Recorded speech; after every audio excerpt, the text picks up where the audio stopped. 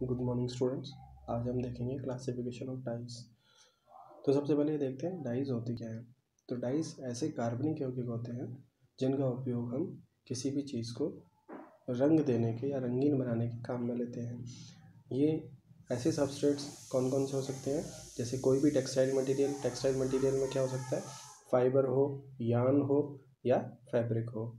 इसके अलावा प्लास्टिक्स होती हैं, वैक्सेस होते हैं, लेदर होती है।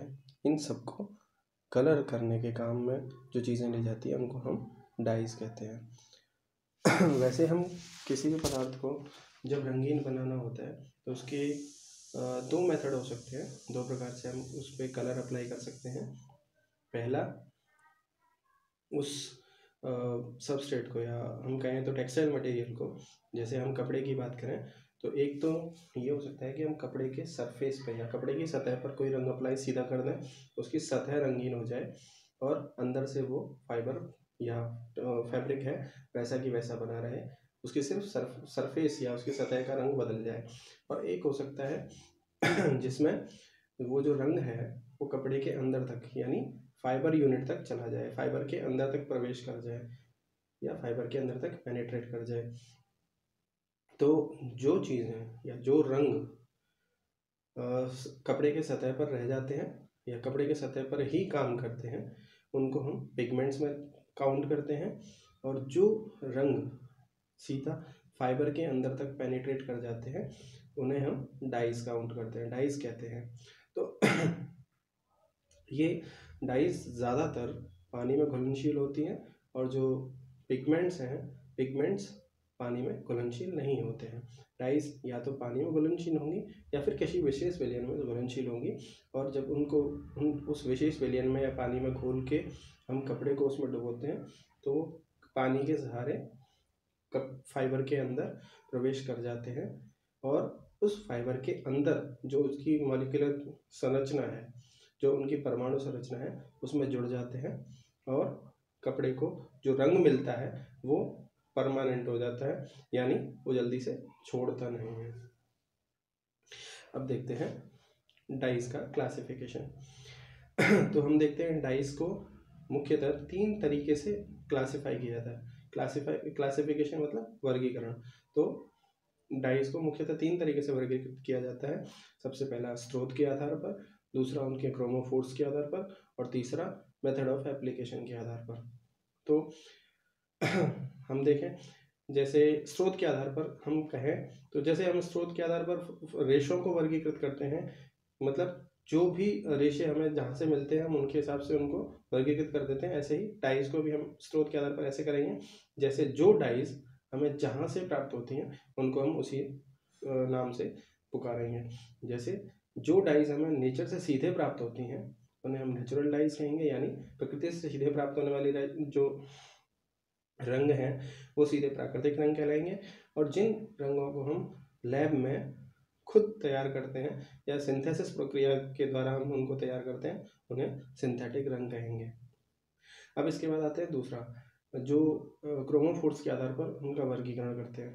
देखिए, हर डाई के अंदर 2 चीज़ें होती हैं या उसके 2 हिस्से होते हैं, एक होता है क्रोमोफोर्स, दूसरा होता है ऑक्सोक्रोम्स।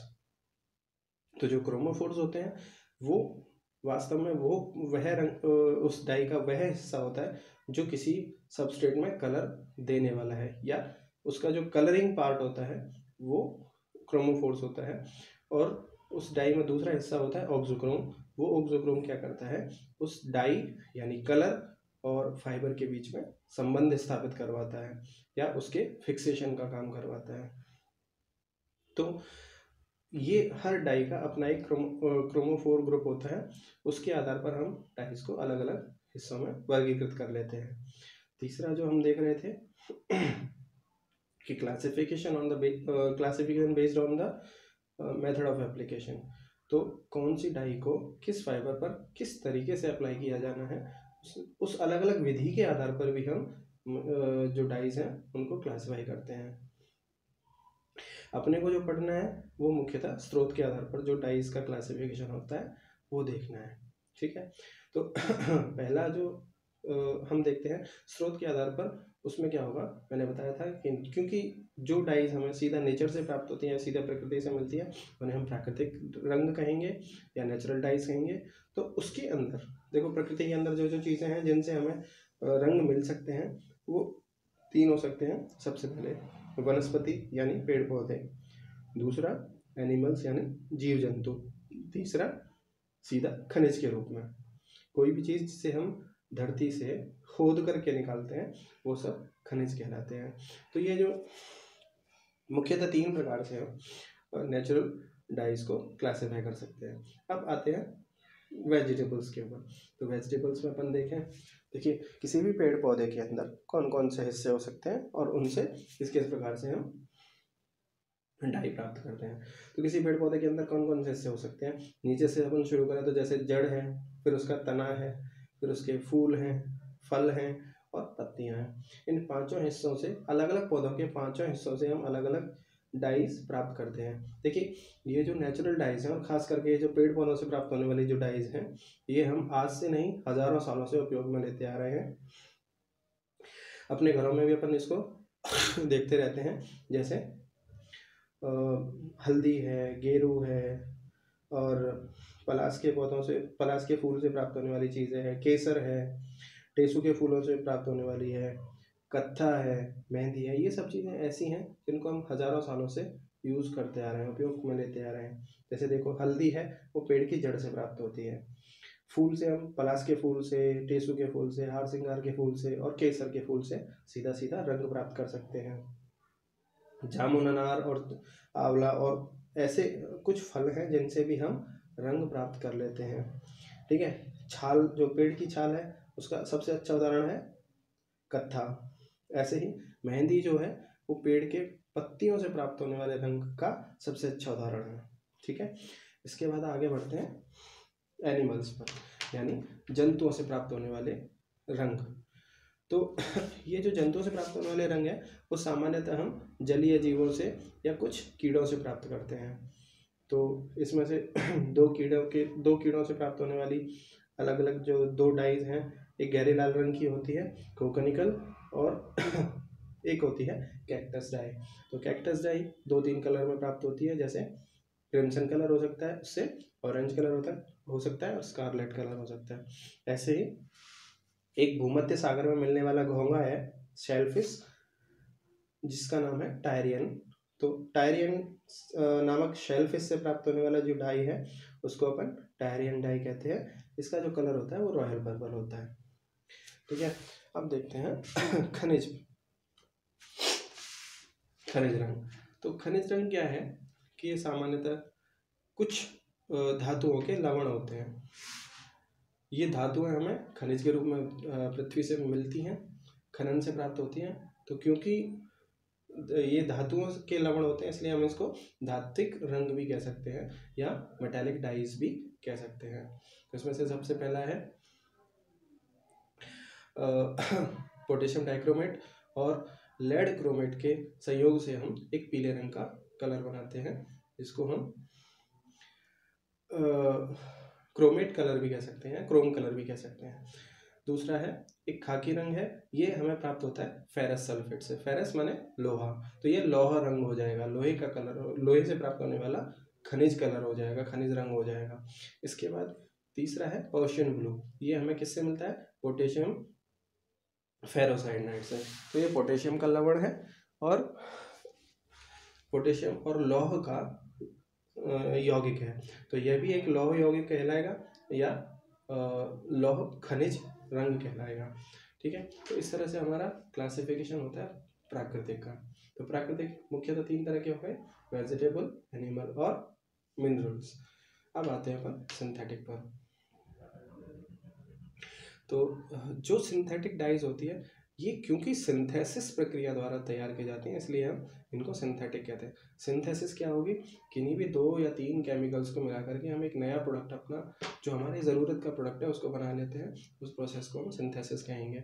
तो कुछ इस तरह से हम अपनी लैब में या अपनी प्रयोगशालाओं में अपनी आवश्यकता के अनुसार, एक्चुअली क्या होता है, हमें हर फाइबर के हिसाब से जो डाइज हैं उनकी डेप्थ को बढ़ाने या डेप्थ को अच्छा करने के लिए हमें ये सब अलग अलग डाइज का उपयोग करना पड़ता है ताकि हर फाइबर में अलग अलग डेप्थ हम प्राप्त कर सकें। डेप्थ यानी कौन सा रंग कितना गाढ़ा होगा, कितना गहरा होगा, ठीक है। इसमें देखते हैं संश्लेषित रंगों को या फिर सिंथेटिक डाइज को हम मेनली उनकी जो नेचर है, उनकी जो प्रकृति है, उसके आधार पर हम मुख्यतः 3 रूपों में डिवाइड कर सकते हैं। पहला एसिडिक, दूसरा बेसिक और तीसरा न्यूट्रल। एसिडिक यानी जो नेचर में जो अब उनकी प्रकृति जिनकी अम्लीय होती है। अब ऐसे जो अम्लीय नेचर की जो अम्लीय प्रकृति की जो रंग है, उनमें क्या होता है, कार्बोनिक अम्ल वगैरह होते हैं, कार्बोनिक एसिड हो सकता है, सल्फ्यूरिक एसिड हो सकता है। तो उनके अंदर क्या होता है, एसिड प्रेजेंट होते हैं। ये सामान्यतः सोडियम के लवण होते हैं, ठीक है। इनके अंदर कार्बन भी प्रेजेंट है और सोडियम वगैरह के लवण होते हैं, ठीक है। ये जो फाइबर्स हैं सामान्यतः सिल्क, वूल, एक्रिलिक, नायलॉन, पॉलिएस्टर ऐसे फाइबर्स पे काम करते हैं। इन रंगों को हम सेल्यूलोजिक फाइबर्स के साथ काम में नहीं ले सकते। क्यों? क्योंकि सेल्यूलोजिक फाइबर्स को ये डैमेज कर देती है। आप जानते होंगे कॉटन को सल्फ्यूरिक एसिड नुकसान पहुंचा देता है, इसलिए कोई भी एसिडिक डाई जो होगी वो सेल्यूलोजिक फाइबर्स को सामान्यतः नुकसान ही पहुंचाती है, इसलिए सेल्यूलोजिक फाइबर्स पे हम एसिडिक डाई का उपयोग नहीं करते हैं। अब आते हैं बेसिक यानी ऐसी डाइज जो नेचर में जिनकी प्रकृति थोड़ी सी क्षारीय होती है, ठीक है। ये जो डाइज हैं इनको हम स्पेशली वूल और सिल्क वगैरह जो फाइबर्स हैं उनके काम में लेते हैं। जैसे एनिमल फाइबर्स, हम कहें एनिमल फाइबर्स सीधा सीधा कह सकते हैं, तो वूल और सिल्क दोनों एनिमल फाइबर्स हैं। तो एनिमल फाइबर्स के केस में हम बेसिक डाइज का उपयोग करते हैं। इनमें एक खास बात यह है कि इनकी डेप्थ बढ़ाने के लिए या उनको क्या कहते हैं पक्का करने के लिए, और दूसरा फाइबर के साथ इनका संबंध मजबूत करने के लिए ताकि वो रंग जल्दी ना छोड़े, उसके लिए हमें मॉर्डेंट की आवश्यकता पड़ती है, ठीक है। तीसरा हुआ न्यूट्रल यानी ऐसे रंग, ऐसी डाइज जो विलयन के अंदर ना तो वो अम्लीय होती हैं ना ही क्षारीय होती हैं। ऐसी जो डाइज होती हैं स्वभाव में उदासीन होती हैं और इनका उपयोग विधि के आधार पर फिर हम इनको उपयोग विधि के आधार पर हम आगे अलग अलग रूपों में विभक्त कर सकते हैं। क्योंकि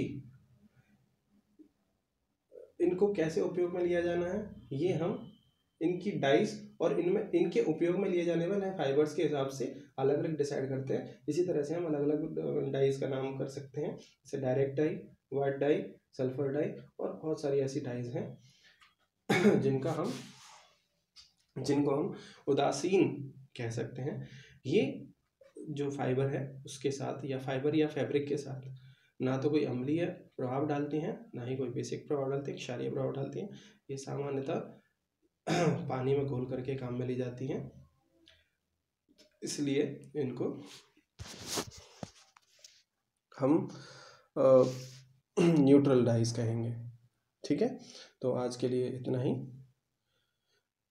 फिर मिलेंगे अगले टॉपिक के साथ, ठीक है। धन्यवाद।